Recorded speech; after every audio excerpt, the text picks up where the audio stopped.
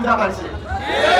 আজকে এসে বড় বড় গুলি আওয়াচ্ছে, আমাকে ভয় দেখাতে হবে। অনেকে বলতে ভাই আপনি তারা দিয়ে রেখে আমি কোনো আম জিতু হুমান কবির চৌধুরীদের ফ্রিডম ফাইটার দেশ আমরা কাজই করেছি।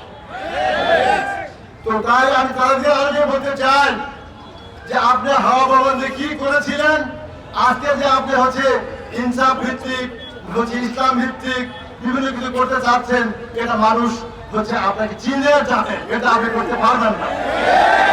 আর যদি করবে কারা, যারা ইসলামের লোক, যারা হচ্ছে সৎ লোক, তারাই করতে পারে। সেই সৎ লোক কারা ভাই? এখানকার জন্য ইঞ্জিনিয়ার আনামুল হক সহ এখানকার যারা আমি বিভিন্ন ধর্মের কথা বলি, আমি বিভিন্ন ভক্তের মধ্যে আসুন ধর্মমূলক ভিত্তিতে ভালো করে সহযোগিতা করি, খারাপ কাজ প্রতিহত করি। যে যে ধর্মের হোক না কেন তারা সৎ হয়, তাদের ভালো কাজ সম্ভব। আজকে 5ই আগস্টের পরে এখানে কি হয়েছে ভাই? বিভিন্ন চাঁদাবাজি বিভিন্ন কিছু হয়েছে, কারা করেছে